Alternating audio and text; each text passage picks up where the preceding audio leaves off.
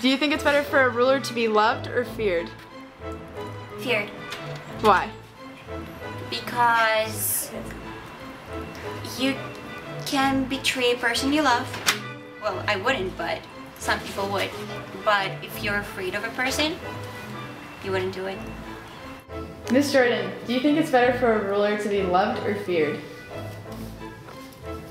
That's a good question. I don't know, I gotta say maybe feared. Why do you think that? If people are fearful of punishment, I think they would be more likely to do the right thing. Do you think it's better for a leader to be loved or feared? I think it's better to be loved than to be feared. Why do you think that? Because I think peaceful environments are better for growth, whereas a fearful environment or a controlling environment, people would just be scared, they wouldn't be doing anything, they'd just be obeying the rules. Mr. Kearney, do you think it's better for a leader to be feared or loved? That's a difficult question.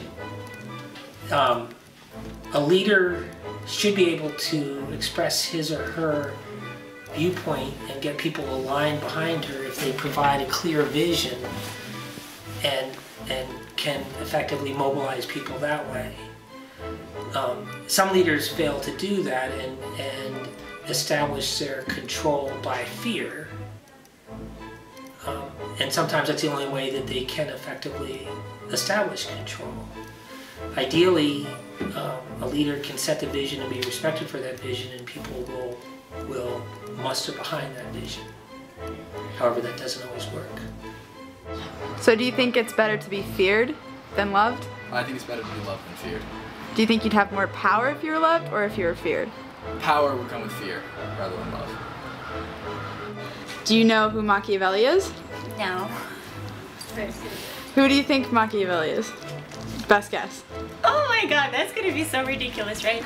I don't know, that sounds like some kind of... Do you think he's like a prince? Playful character? A playful character? Yeah, like... What if he was a real person? I think he would be made fun of for his name. I don't know. Does it sound like somebody who's living now or later? Later, like in the future, or Like, what do you mean? like, sorry, I meant like earlier, like in the past. Yeah, of course, in the past. Do you know who Machiavelli is? Yes. Do you know what book he wrote? The Prince. Do you know why he wrote The Prince? I think it was to call out or to bring attention to maybe, was it corrupt politicians? Is that? JR, do you know anything about Machiavelli?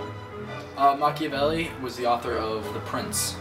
Do you know anything about The Prince? The Prince established kind of the idea of Machiavellism, which is like a negative connotation to a lot of politicians these days.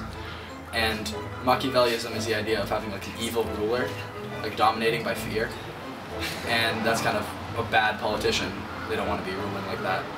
And the Prince established it as kind of being very contradictory because it was like promoting that as a good way to rule rather than an evil way to rule, which is how it became very famous.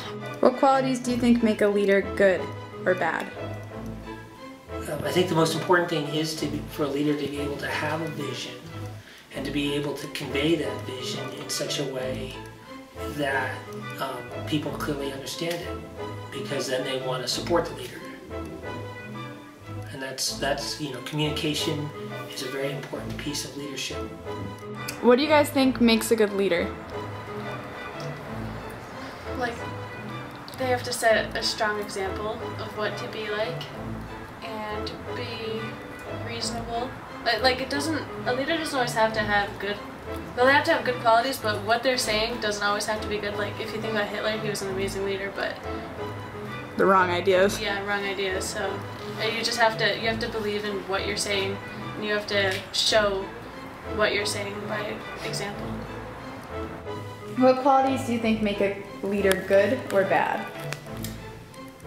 If you have the respect of the people that you are ruling, I think that is definitely an admirable attribute, and I think compassion, and if you have the respect of the people.